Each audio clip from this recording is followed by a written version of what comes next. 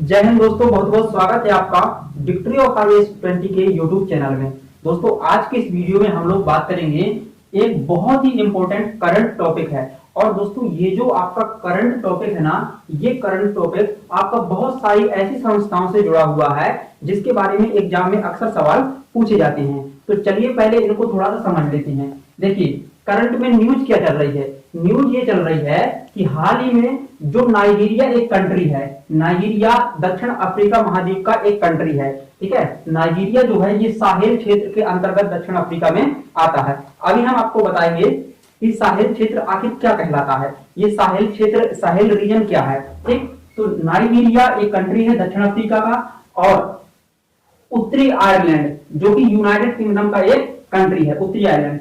इन दोनों देशों ने क्या किया है, इन दोनों देशों ने यूनाइटेड नेशन सिक्योरिटी काउंसिल में एक प्रस्ताव भेजा है, ठीक है। यूनाइटेड नेशन सिक्योरिटी काउंसिल में एक प्रस्ताव भेजा है, और उस प्रस्ताव में इन दोनों देशों ने क्या कहा है, इन दोनों देशों ने कहा है कि जितने भी पर्यावरणीय मुद्दे हैं ना, वो सारे पर्यावरणीय मुद्दे अब UNFCCC, आप एक संस्था का नाम सुना होगा UNFCCC, यानी कि United nation framework convention on the climate change, United nation framework convention on the climate change.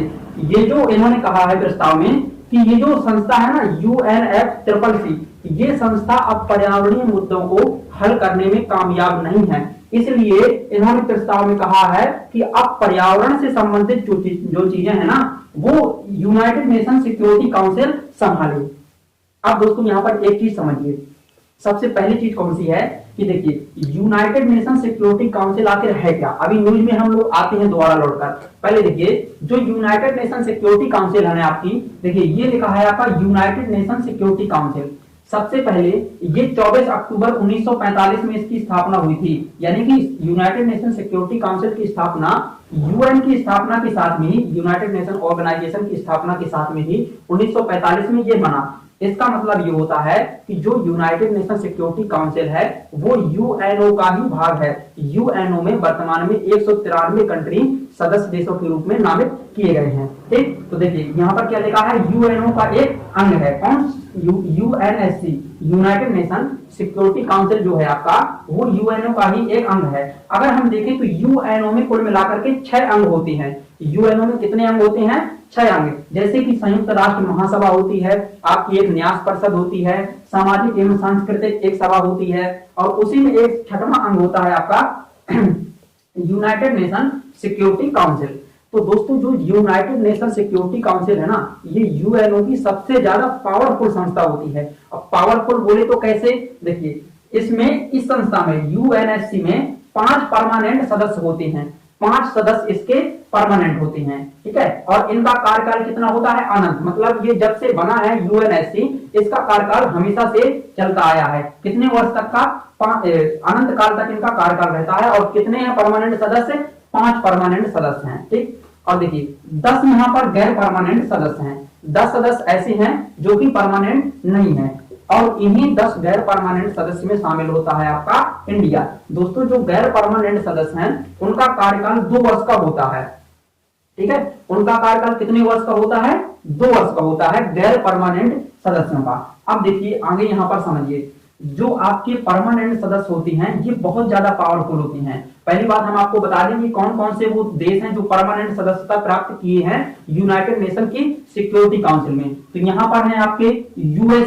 USA माने कि अमेरिका, दूसरा है आपका ब्रिटेन, तीसरा है आपका फ्रांस, और चौथा है रूस, और 5वां है चाइना। दोस्तों ये जो 5 देश के नाम हमने अभी बताए हैं ना, ये यूनाइटेड नेशन सिक्योरिटी काउंसिल के 5 परमानेंट सदस्य हैं। और दोस्तों यूनाइटेड नेशन सिक्योरिटी काउंसिल और यूएनओ वही डिसीजन लेगी जो ये 5 देश चाहेंगे, ठीक। एक बात, दूसरी बात समझिए, यदि कोई प्रस्ताव यूनाइटेड नेशन सिक्योरिटी काउंसिल के पास गया, अब यदि 5 में से अगर 4 राष्ट्र सहमत हो गए, मान लीजिए कि अमेरिका, ब्रिटेन, फ्रांस और चीन प्रस्ताव पर सहमत हो गए, कोई भी प्रस्ताव हो, सहमत हो गए 4 कंट्री। अब मान लीजिए कि रूस सहमत नहीं होता है, तो रूस क्या करेगा, वीटो पावर लगा देगा। वीटो पावर का हिंदी में बोलते हैं निषेधात्मक शक्ति, यानी कि अब वो प्रस्ताव पारित नहीं होगा। इसका मतलब आप समझे कि यदि कोई भी प्रस्ताव हमें यूएनएससी से पारित कराना है तो उसके लिए इन 5 देशों की सहमति होना आवश्यक है, यानी कि पांचों देश इस पर हस्ताक्षर करें। ठीक, तो ये इनकी पावर होती है, यानी कि देश में अगर कुछ भी निर्णय लेना है पूरे विश्व में, देश की तो बात छोड़िए, पूरे विश्व की, अगर विश्व में कुछ भी आपको डिसीजन लेना है ना, तो क्या करना पड़ेगा उसके लिए हमें ये जो 5 परमानेंट सदस्य हैं उनकी सहमति लेनी अनिवार्य होगी। ठीक, अब देखिए यहाँ पर जो 10 गैर परमानेंट सदस्य हैं इनका कार्यकाल तो 2 वर्ष के लिए रहता है, और ये वर्णमाला के हिसाब से इनका कार्यकाल आता है। जैसे मान लीजिए कि यूएनओ में कितने सदस्य हैं, यूएनओ में 193 सदस्य हैं। ठीक है, तो 93 में से तो ये 5 परमानेंट हो गए, अब 188 जो आपके बचते हैं बाकी, उन 88 में से 10 जो रहते हैं वो गैर परमानेंट रहते हैं, और 2-2 वर्ष करके ये आते जाते रहते हैं। ठीक, तो जैसे भारत में वर्तमान में अभी भारत इसका सदस्य है, 2 वर्ष तक इसका कार्यकाल रहेगा। एस.एन. त्रिमूर्ति जो हैं वो वहां पर चीजों को संभाल रहे हैं, वो वहां पर हेड बन के गए हैं, एस.एन. त्रिमूर्ति। ठीक, तो अब देखिए ये चीज समझ में आई, यानी कि यूनाइटेड नेशन सिक्योरिटी काउंसिल का आपने ब्रीफ परिचय ले लिया। अगर एक लाइन में बोले कि यूनाइटेड नेशन सिक्योरिटी काउंसिल क्या है, तो आपको सीधा बताना है कि जो यूनाइटेड नेशन सिक्योरिटी काउंसिल 1945 में बनी थी वह यूएनओ का ही एक अंग है, और विश्व में निर्णय लेने वाली सबसे बड़ी संस्था यूएनएससी है। ठीक, अब देखिए दूसरा एक संस्था है आपकी यूएनएफसीसीसी, यूएनएफसीसीसी यानी कि United nation framework convention on the climate change, United nation framework convention on the climate change. अब ये संस्था क्या है, देखिए इस संस्था है ना, तो ये यूएनएफसीसीसी, इस संस्था का मुख्य काम है पर्यावरण से संबंधित निर्णय लेना। क्या काम है इसका, पर्यावरण से संबंधित जितने भी मुद्दे हैं उन सभी मुद्दों को सुलझाना, और कौन कौन से पर्यावरणीय नियम लागू किए जाने हैं उन सभी नियमों की समीक्षा करना और नियमों को लागू करवाना पूरे विश्व में, ये इसका काम है। ठीक, देखिए पूरे विश्व में शांति स्थापित करना यूनाइटेड नेशन सिक्योरिटी काउंसिल का काम है, और पूरे विश्व में पर्यावरण को सुधारना किसका काम है, यूएनएफसीसीसी। अब देखिए यदि विश्व में पर्यावरण से संबंधित कोई निर्णय लिया जाना चाहिए तो वो किसकी अनुमति से होगा, यूएनएफसीसीसी। और यदि विश्व में शांति के लिए, शांति स्थापित करने के लिए कि देशों के बीच में लड़ाई ना हो, तो अगर वो निर्णय कौन लेगा, तो वो निर्णय लेगा आपका यूनाइटेड नेशन सिक्योरिटी काउंसिल। तो यानी कि आपको समझ में आया कि यूएनएफसीसीसी और यूएनएससी दोनों के काम अलग अलग हैं। इसका काम है शांति स्थापित करना विश्व में, और इसका काम है क्या करना, पर्यावरण को सुधारना। अब देखिए दूसरी बात, देखिए इसका पहले थोड़ा सा गठन देख लो। जो यूएनएफसीसीसी है ना, इसका गठन 1992 में किया गया था। 1992 में दोस्तों आपने एक शहर का नाम सुना होगा जो कि दक्षिण अमेरिका महाद्वीप में आता है, एक शहर है ब्राजील। ब्राजील में एक स्थान है, शहर नहीं है ब्राजील, ब्राजील एक देश है, और ब्राजील के अंदर एक शहर है Rio de Janeiro. Rio de Janeiro जो आपका ये शहर है ना ब्राजील का, वहां पर 1992 में एक सम्मेलन हुआ था। इस सम्मेलन को बोलते हैं पृथ्वी शिखर सम्मेलन। ठीक है, या फिर रियो डी जेनेरियो समिट भी उसको बोलते हैं, पृथ्वी शिखर सम्मेलन 1992 में ब्राजील के रियो डी जेनेरियो शहर में हुआ था। उसमें क्या हुआ था, उसमें एजेंडा 21 पारित किया गया था, यानी कि पर्यावरण से संबंधित यह क्या था, सम्मेलन था। ठीक है, अब देखिए जो यूएनएफसीसीसी है ना, इसके 197 देश वर्तमान में सदस्य हैं। तो दोस्तों जो पृथ्वी शिखर सम्मेलन 1992 में हुआ था ना, उसी के दौरान यूएनएफसीसीसी का गठन किया। और यूएनएफसीसीसी की बैठक जो होती है ना, हर साल होती है विश्व के अलग अलग भागों में। जैसे इस बार हुई है 2021 में, 2021 में यूएनएफसीसीसी की बैठक कहां पर हुई है, तो इसकी बैठक हुई है स्कॉटलैंड के ग्लासगो शहर में। स्कॉटलैंड के ग्लासगो शहर में 2021 में यूएनएफसीसीसी की 26वीं बैठक हुई है। ठीक है, तो दोस्तों जो यूएनएफसीसीसी की जो बैठकें होती हैं उन बैठकों को बोलते हैं कोप। क्या बोलते हैं, COP, conference of party, COP conference of party. और 26 नंबर की बैठक है, इसको बोलेंगे कोप 26। तो कोप 26 की बैठक 2021 में कहां पर हुई है, ग्लासगो शहर में, जो कि स्कॉटलैंड यानी कि यूरोप महाद्वीप में एक देश है स्कॉटलैंड, तो वहीं पर इसकी बैठक 2021 में हुई है। ठीक, इसकी बैठकें कब से शुरुआत हुई, 1992 में तो ये बन गया यूएनएफसीसीसी। 1995 से इसकी बैठक चालू हो गई, यानी कि 1995 से इसने बैठक हर साल शुरू कर दी। तो इसकी जैसे पहली बैठक हुई तो उसको बोलेंगे कोप 1, सेकंड बैठक को कोप 2। ठीक है, ऐसे जब कोप 21, ठीक है 2015 में हुई थी कोप 21। कोप 21 में पेरिस समझौता हुआ था आपका, ये एग्जाम में काफी बार पूछ लिए जाते हैं। ठीक है, तो ये इंटरनेशनल जो मैटर होते हैं इनको थोड़ा सा समझने की आप कोशिश कीजिए। ठीक, तो कोप 26 की बैठक अभी हुई है 2021 में ग्लासगो शहर में। इतनी बात समझ में आई। अब इतना दोस्तों आपको समझ में आ चुका होगा कि पर्यावरण के संबंध में सबसे बड़ी संस्था आपकी हुई UNFCCC, यानी कि पर्यावरण के संबंध में कुछ भी डिसीजन लेना है तो UNFC ही लेगा। ठीक, और यदि रक्षा के क्षेत्र में कुछ भी विश्व के अंतर्गत डिसीजन लेना है तो यूनाइटेड नेशन सिक्योरिटी काउंसिल लेगी। अब देखिए UNSC और UNFCCC ये एक दूसरे से कैसे संबंधित हैं। इसका काम है विश्व में शांति स्थापित करना और इसका काम है पर्यावरण को सुधारना। इसका काम है शांति स्थापित करना और इसका काम है पर्यावरण को सुधारना। बात समझ में आ रही है। देखिए जब मान लीजिए कि पर्यावरण बिगड़ जाता है, यानी कि जलवायु परिवर्तन होने लगता है, पर्यावरणीय जो सिस्टम चल रहा है ना हमारा, अगर वो डगमगा जाता है, उसमें कुछ परिवर्तन होता है, यानी फिर या फिर जलवायु में परिवर्तन होता है, तो क्या होता है, वर्षा कम होती है या तो फिर बाढ़ आती है। तो इन सब की वजह से होता क्या है एक्चुअल में कि जब यहाँ पर बाढ़ आएगी या फिर वर्षा ज्यादा होगी तो हमारे यहाँ पर सूखा और बाढ़ जैसी स्थितियां बन जाती हैं। और इसके अलावा जैसे काफी ऐसे देश हैं, जैसे अफ्रीका महाद्वीप के कुछ देश हैं जहां पर रेगिस्तान ही विस्तारित होता जा रहा है। ठीक है, तो ये सब क्लाइमेट चेंज की वजह से हो रहा है। तो अगर क्लाइमेट चेंज होगा इस तरह से, तो आप बताइए क्लाइमेट अगर इस तरह से चेंज होगा तो उस देश में आर्थिक अव्यवस्था उत्पन्न हो जाएगी, है ना। जैसे मान लीजिए कि सूखा पड़ गया तो किसानों के पास भोजन नहीं होगा, ज्यादा किसानों के पास भोजन नहीं होगा तो बेरोजगारी बढ़ेगी, है ना, काम लोगों का घट जाएगा, है ना। और वो क्या करेंगे, जब उनके पास भोजन नहीं होगा तो वो एक दूसरे से संघर्ष करेंगे भोजन के लिए। ठीक, तो यही चीज यहाँ पर हुई है। थोड़ा सा न्यूज में देख लीजिए कि जो नाइजीरिया अफ्रीका महाद्वीप का एक कंट्री है नाइजीरिया, तो यहाँ पर क्या हुआ है, आपको पता होगा कि अफ्रीका महाद्वीप में क्या है, अफ्रीका महाद्वीप में सहारा आपका रेगिस्तान है, यानी कि सहारा मरुस्थल कहां पर है, अफ्रीका महाद्वीप में। तो उस मरुस्थल का पानी न गिरने के कारण यहाँ पर क्या हो रहा है, विस्तार हो रहा है। इसकी वजह से वहां पर खेती होना बंद हो गई है और बहुत सारी समस्याएं उत्पन्न हो गई हैं, जिसके कारण लोगों में बेरोजगारी आई है। तो देखिए पर्यावरण का अगर ह्रास हो रहा है तो बेरोजगारी आ रही है, और बेरोजगारी बढ़ रही है तो लोग क्या कर रहे हैं, हिंसा कर रहे हैं, आपराधिक गतिविधियां बहुत ज्यादा बढ़ रही हैं। तो पर्यावरण और हिंसा आपस में एक दूसरे से रिलेट हो रही हैं। तो अभी हाल ही में जो आपका एक अफ्रीका महाद्वीप का एक और देश है बुर्किना फासो, तो बुर्किना फासो के राष्ट्रपति ने वहां के प्रधानमंत्री को हटा दिया है। क्यों हटा दिया है, क्योंकि जो प्रधानमंत्री थे वो बुर्किना फासो शहर में वहां पर जो हिंसात्मक गतिविधियां हो रही हैं उनको संभालने में असफल रहे हैं, क्योंकि वहां से 16 से 20 वर्ष तक के बच्चों ने लगभग 100 से 200 लोगों की जान ले ली है गोली मार करके। ठीक है, तो इस तरह की इतनी ज्यादा वहां पर हिंसा फैल गई है। तो लोगों ने कहा है कि हिंसा फैलने का कारण क्या है, कारण है वहां पर पारिस्थितिक संतुलन जो है वो बिगड़ चुका है। वहां पर लोग बेरोजगार हो गए हैं, खेती उत्पन्न हो नहीं रही है। और इसके अलावा देखिए बुर्किना फासो जो हमने अभी बता रहे हैं कि वहां के राष्ट्रपति ने प्रधानमंत्री को हटाया है, तो वहीं पर है नाइजीरिया आपका शहर, नाइजीरिया देश वहीं पर आता है। वहीं पर आपके जैसे टोंगो टोबैगो ये सारे छोटे छोटे कंट्री वहीं पर आते हैं, जैसे माली हो गया, चाड हो गया, सूडान हो गया, ठीक। तो ये सारे अफ्रीका महाद्वीप में आते हैं। यहाँ पर विस्तार हो रहा है, किस चीज का विस्तार हो रहा है, सहारा मरुस्थल का, तो जिसके कारण वहां पर हिंसाएं फैल रही हैं।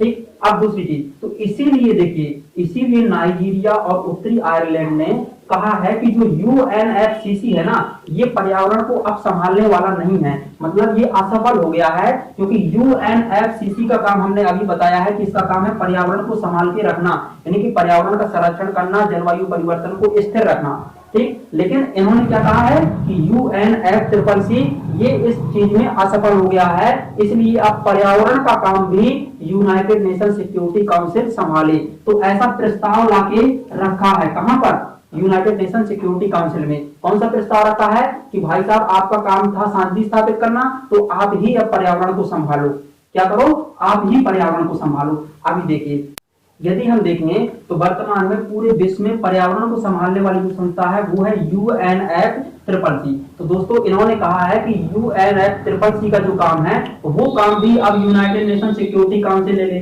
तो अब आप बताइए, यदि हमारे देश में पर्यावरण से संबंधित निर्णय लेना है ना, तो अगर वो यूनाइटेड नेशन सिक्योरिटी काउंसिल लेगा कि आप भारत में कितना पर्यावरण में कितना प्रदूषण करेंगे, कितना कार्बन उत्सर्जित करेंगे, तो अगर ये यूनाइटेड नेशन सिक्योरिटी काउंसिल इस चीज का डिसीजन लेगा तो देखिए यहाँ पर एक आयरनी समझिए, आयरनी मतलब हास्यास्पद बात क्या है। देखिए यूनाइटेड नेशन सिक्योरिटी काउंसिल में कितने लोग हैं, यूएसए, ब्रिटेन, फ्रांस, रूस, चाइना।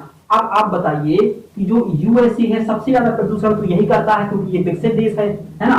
ब्रिटेन में भी सबसे ज्यादा उद्योग धंधे हैं तो यहाँ पर भी सबसे ज्यादा प्रदूषण होता है, फ्रांस में भी बहुत ज्यादा प्रदूषण होता है। अगर और यही लोग, इन्होंने कहा है कि आप ही लोग, यानी कि यही तो है ना परमानेंट मेंबर, इन्हीं के पास तो पूरी शक्ति है। अगर यही लोग डिसीजन लेंगे कि कितना प्रदूषण करना है तो ये तो अपने पक्ष में डिसीजन लेंगे क्योंकि ये भी तो एक देश है ना। अगर ये देश है तो इनको भी विकास चाहिए और ये पहले विकास कर चुके हैं क्योंकि ये जो है ये अब विकसित हैं, तो ये पहले तो बहुत अपने हिस्से का पर्यावरण प्रदूषण कर चुके हैं। तो आप बताइए कि यदि यही लोग ये डिसीजन लेंगे कि पर्यावरण में कितना प्रदूषण करना है, कितना कार्बन इमिशन करना है, तो कैसे होगा बताइए कि इन्हीं को तो सबसे ज्यादा प्रदूषण फैलाना है और यही डिसीजन करेंगे कि कौन सा देश कितना कार्बन उत्सर्जन करेगा सबसे ज्यादा, जबकि कार्बन तो यही निकाल रहे हैं क्योंकि इनके पास सबसे ज्यादा उद्योग धंधे हैं। तो ये कैसे होगा, तो इसीलिए यहाँ पर हमारा साथ दिया है किसने, रूस ने। रूस ने इस प्रस्ताव पर, ये जो प्रस्ताव लेकर आए हैं कि United nation security council of पर्यावरण के मुद्दों को संभाले, इस प्रस्ताव पर रूस ने वीटो पावर का इस्तेमाल कर दिया है। वीटो पावर समझते हैं कि अगर वीटो पावर लग गया तो अब ये प्रस्ताव पारित नहीं हो गया है। और चीन ने क्या किया है, चीन ने उस पर हस्ताक्षर करने से मना कर दिया है, वीटो पावर का इस्तेमाल नहीं किया है, जबकि रूस ने उस पर वीटो पावर लगा दिया है। भारत के जो वहां पर जो चीफ हैं, यहाँ पर क्या बोलते हैं यूएनएफसीसी में और यूनाइटेड नेशन सिक्योरिटी काउंसिल में, जो जिनका नाम है एस.एन. त्रिमूर्ति। तो एस.एन. त्रिमूर्ति जी ने भी एक भाषण दिया है और उस भाषण में कहा है कि देखिए हम आपको उस भाषण का अर्थ बताएंगे। उन्होंने तो अंग्रेजी में भाषण दिया था, उसका सीधा सा हम आपको मतलब बताएं तो उन्होंने कहा कि भाई साहब आप लोगों ने तो अपने हिस्से का पर्यावरण प्रदूषण कर दिया, भयानक आपने उत्सर्जन किया है कार्बन का जब आप विकसित हो रहे थे पहले के टाइम पर। अब बारी आई है, क्योंकि भारत विकासशील देश है तो अब बारी आई है भारत की, तो भारत की बारी के टाइम पर क्या हुआ है कि आपने प्रतिबंध लगा रहे हैं, है ना। अब मान लीजिए कि हमारे यहाँ पर देश में दिवाली हो रही है, दिवाली में अभी हम पटाखे फोड़ सकते हैं, है ना। पंजाब हरियाणा में लोग पराली जलाते हैं, तो यहाँ पर क्या होता है कि इसका डिसीजन देखिए, ये इनका निर्णय कौन लेता है, यूएनएफसीसी। तो ये एक क्योंकि पर्यावरणीय संस्था है, ये थोड़ा सोच समझ करके निर्णय लेती है। अगर ये पावर चली जाएगी यूनाइटेड नेशन सिक्योरिटी काउंसिल के पास तो इसका काम है शांति स्थापित करना, है ना। तो ये क्या बोलेंगे कि पर्यावरण में अगर गड़बड़ी हुई, है ना, जैसे यहाँ पर हुआ नाइजीरिया में, नाइजीरिया और बुर्किना फासो में, कि पर्यावरण गतिविधियां बिगड़ने के कारण वहां पर हिंसा बढ़ गई है, क्योंकि हिंसा को रोकने का प्रयास ये करती है देशों में। तो ये फिर क्या बोलेगी कि भाई साहब आप पराली मत जलाओ, दिवाली में पटाखे मत फोड़ो, क्योंकि आप पटाखे फोड़ते हैं तो पर्यावरण बिगड़ता है, पर्यावरण में प्रदूषण बढ़ता है, कार्बन बढ़ता है, जिसके कारण हिंसा बढ़ती है। तो इसकी वजह से ये हमें बिल्कुल स्ट्रिक्टली मना कर देगी कि आपको पटाखे नहीं फोड़ना है और पराली नहीं ही जलाना है। हालांकि ये चीजें हैं गलत, पर्यावरण में प्रदूषण उत्पन्न करती हैं, लेकिन थोड़ा सा छूट तो दी जानी चाहिए ना, क्योंकि हम अभी इतने विकसित देश तो है नहीं है, डेवलप कर रहे हैं, हमारे यहाँ पर उद्योग भी जरूरी है। अगर उद्योग होंगे हमारे यहाँ पर तभी तो हम विकास कर पाएंगे। जब हम इनके जैसे विकासशील हो जाएंगे ना, तब हम भी कार्बन एमिशन कम कर देंगे, क्योंकि भारत ने COP26 की बैठक में बोल भी दिया है कि 2070 तक हम नेट न्यूट्रलिटी लेकर आएंगे, यानी कि जीरो कार्बन एमिशन कर देंगे, मतलब कार्बन को उत्सर्जन बिल्कुल भी नहीं करेंगे। ये कह दिया है 2070 तक, यानी कि जितना कार्बन उत्सर्जन करेंगे उतना हम अवशोषित भी कार्बन कर लेंगे। टेक्नोलॉजी के द्वारा पेड़ पौधे लगाएंगे, है ना, और इसके अलावा हम सौर ऊर्जा का प्रयोग करेंगे, इलेक्ट्रिक व्हीकल का प्रयोग करेंगे, तो इन सारी चीजों के प्रयोग के द्वारा हम कार्बन इमिशन जीरो कर देंगे। तो ये दोस्तों आपकी न्यूज थी, यानी कि नाइजीरिया और उत्तरी आयरलैंड ने क्या कहा था कि यूनाइटेड नेशन सिक्योरिटी काउंसिल ही अब पर्यावरण का डिसीजन करे। तो इस पर इनके प्रस्ताव पर रूस ने वीटो लगा दिया कि भाई साहब ये सब नहीं होना चाहिए। अगर ये सब हो जाता तो भारत को भी परेशानी होती, देखिए, है ना, क्योंकि भारत एक विकसित देश है, वो थोड़ा बहुत तो कार्बन उत्सर्जन करेगा, थोड़ी बहुत तो उद्योग धंधे लगाएगा, अचानक तो वो सीधा पूरा कार्बन इमिशन कर नहीं देगा कि जीरो कार्बन इमिशन हो जाए। तो इसके लिए रूस हमारा पुराना दोस्त है, रूस, तो इसने हमारा सहयोग दिया है वीटो पावर के माध्यम से। तो दोस्तों आशा करता हूं कि आपको ये सब चीजें समझ में आई होंगी कि नाइजीरिया और आयरलैंड ने जो यूनाइटेड नेशन सिक्योरिटी काउंसिल में प्रस्ताव भेजा था, वो प्रस्ताव रद्द करने के लिए रूस ने वीटो पावर का प्रयोग कर लिया, यानी कि इसने फिर भी एक बार भारत का साथ दिया है। ठीक, तो हालांकि अब जो पर्यावरण से संबंधित मुद्दे हैं वो UNFCCC भी लेगा। ठीक। अब दोस्तों अगर कोई नई न्यूज इसमें से निकल कर आती है तो उसको भी हम टाइम पर डिस्कस करेंगे। तो दोस्तों बने रहिए हमारे साथ। देखिए इस तरह से हम लोग ना पूरे विश्व का जो दृश्य है वो आप लोगों के सामने हम प्रस्तुत करेंगे। विश्व की कोई भी घटना होगी तो उसके जितने भी पक्ष हैं, देखिए आज आपने सीखा यूनाइटेड नेशन सिक्योरिटी काउंसिल के बारे में, UNFCCC के बारे में, इसकी स्थापना कब हुई, आखिर ये है क्या, इसका काम क्या है ना, इसमें कौन कौन से देश सदस्य हैं, कितने देश हैं, 197 देश। तो इन सारी चीजों के बारे में आप सीख चुके होंगे। अब यदि इससे संबंधित कोई क्वेश्चन आता है तो ये उम्मीद रहेगी कि आप सही करके ही आएंगे। तो दोस्तों मिलते हैं जल्दी ही।